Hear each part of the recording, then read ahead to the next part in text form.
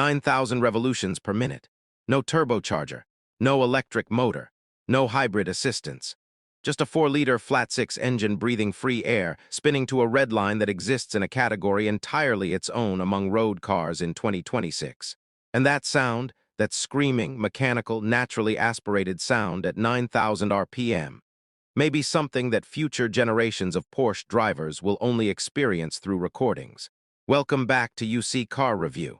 Today we are reviewing what may be the final chapter of one of automotive history's greatest stories, the 2026 Porsche 911 GT3 RS. $240,000, 525 horsepower from an engine with no assistance whatsoever, 860 pounds of aerodynamic downforce, a Nürburgring lap time of 6 minutes and 49 seconds, and a collector value trajectory that makes every financial advisor in America suddenly interested in car reviews. This is not just a car review. This is a document of something that is ending, and I want to make sure every person watching understands exactly what is being lost, and exactly what still exists right now while it can still be purchased new. Stand beside the 2026 Porsche 911 GT3 RS, and the exterior communicates one thing with absolute clarity. This is a racing car that has been made street legal, not a road car that has been made track capable. The distinction matters enormously. Every visible element of this exterior exists because removing it would make the car slower on a circuit. There is nothing on this car for appearance alone. The front splitter extends further than any previous road-going 911, generating front downforce that works in concert with the rear wing to maintain aerodynamic balance at speeds where the car is genuinely fast. The dive planes on each front corner are adjustable in 3 positions. Their angle determines how aggressively the front end is pushed toward the road surface. The side skirts manage air flow along the body length, reducing lift that would otherwise destabilize the car at racing speeds. All of these elements are finished in the same guards red as the body. Porsche chose not to contrast them in carbon fiber or black, maintaining the visual purity of the GT3 RS as a complete aerodynamic sculpture rather than a collection of performance additions. The Swan-Neck rear wing, mounted on struts that attach to the top of the wing rather than the bottom, keeping the underside aerodynamically clean, is the most recognizable element of the GT3 RS exterior. At rest, it is visually dramatic. At speed, it is functionally critical. And in guards red, matching the body, rising above the roofline, visible from any angle, it makes the GT3 RS the most visually distinctive 911 Porsche has ever offered to road car buyers. 860 pounds. That is the total aerodynamic downforce the 2026 Porsche 911 GT3 RS generates at its 196 miles per hour top speed. 860 pounds of force pressing this 32 zero-pound car into the road surface, equivalent to adding a second car on top of the first one. Except the force is aerodynamic and distributed precisely, where it improves handling rather than randomly adding weight. The Swan-Neck rear wing is the primary downforce generator, producing approximately 70% of the total aerodynamic load through its position, its size, and its adjustability. Swan-Neck mounting, where the support struts attach to the top surface of the wing rather than the underside, keeps the entire lower surface of the wing aerodynamically clean.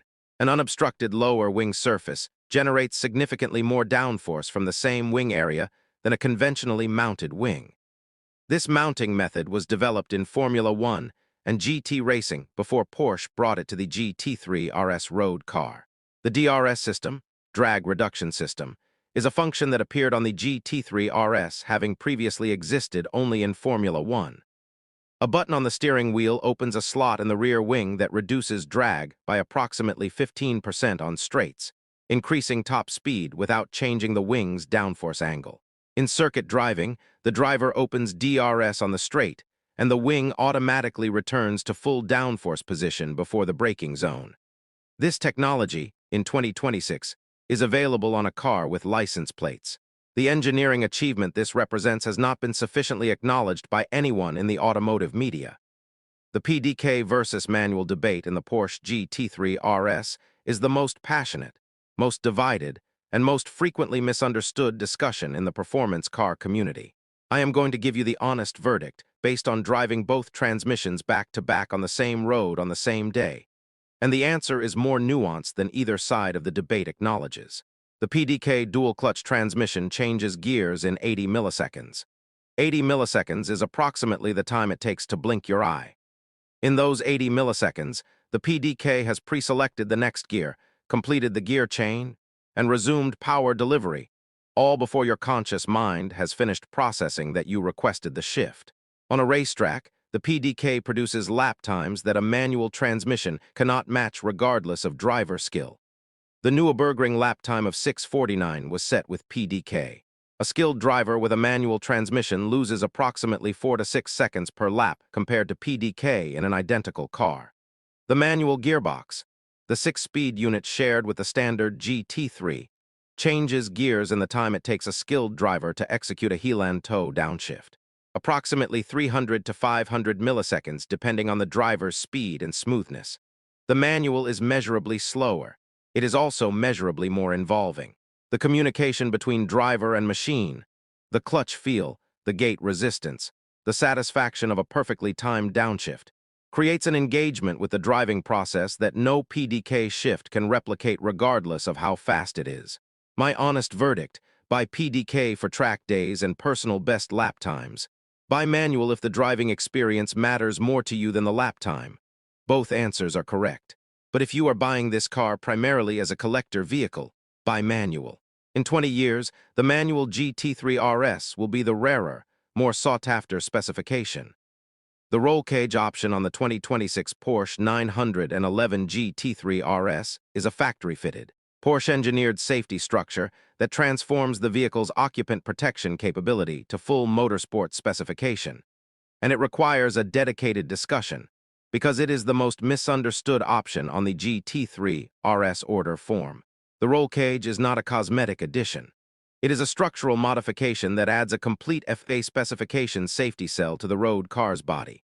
Main hoop, A-pillar braces, door intrusion bars, and diagonal cross brace, all welded to the body structure at attachment points engineered to distribute crash loads through the strongest parts of the chassis. The Rollcage adds 66 pounds to the car's weight. It is the only option on the GT3 RS that adds weight rather than saving it. And Porsche includes it because the buyers who want it are willing to make that compromise for what it provides. The practical implications of the Rollcage on road use are important to understand. The rear seats become unusable with the cage fitted. The cross brace occupies the rear cabin completely. Entry and exit from the front seats requires a specific technique, left foot in first, duck under the A-pillar bar, lower into the harness. It takes 3 attempts to make this feel natural. After that, it becomes instinctive. The harness, a 6-point racing harness that replaces the road car's seatbelts, must be fitted and removed with each journey. These are not inconveniences for the buyer who orders the Rollcage. They are features. They are the physical proof that this car is being taken seriously. The 4-liter naturally aspirated flat-six in the 2026 Porsche 911 GT3 RS is an engine that exists in a category that is disappearing from the automotive world permanently. No turbochargers, no supercharger, no hybrid motor. 6 cylinders breathing atmospheric air through 6 individual throttle bodies, 1 per cylinder, in a configuration that allows each cylinder to draw exactly the volume of air it needs at exactly the moment it needs it, with 0 restriction and 0 lag between throttle input and engine response. Individual throttle bodies are the defining characteristic of this engine's behavior. And understanding their effect explains why the GT3 RS feels different from every other high-performance car in 2026. When you press the accelerator in a turbocharged car, there is a brief period, measured in tenths of a second, where the turbocharger is spooling but has not yet reached full boost pressure. During this period, power delivery is building rather than present. Individual throttle bodies eliminate this period entirely. The moment your foot moves, all 6 throttle plates open simultaneously, and power arrives instantly and completely. The engine does not build toward its response. It responds.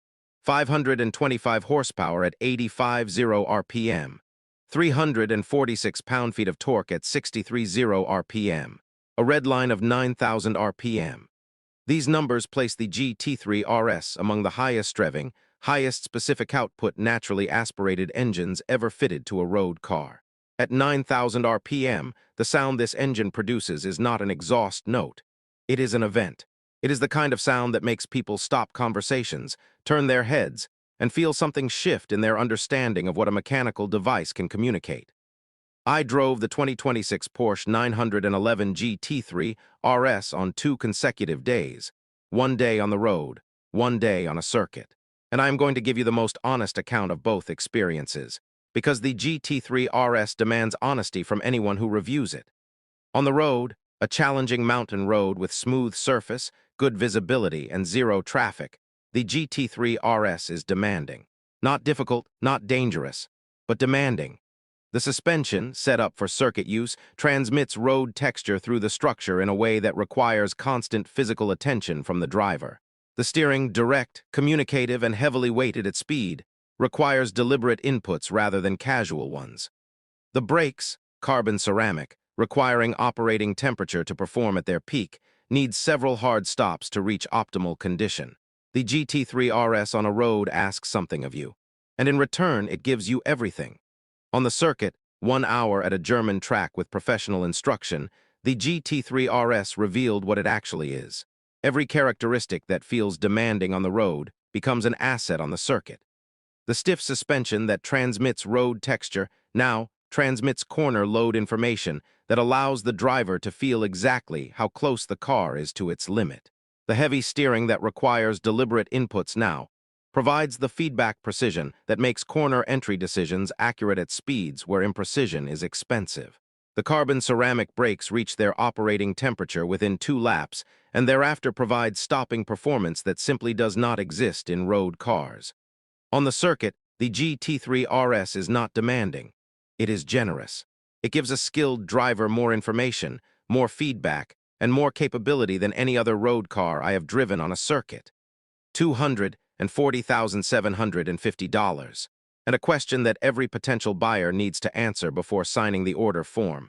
Are you buying this car to drive, or are you buying this car to own? Because these are genuinely different decisions that lead to the same vehicle through completely different reasoning.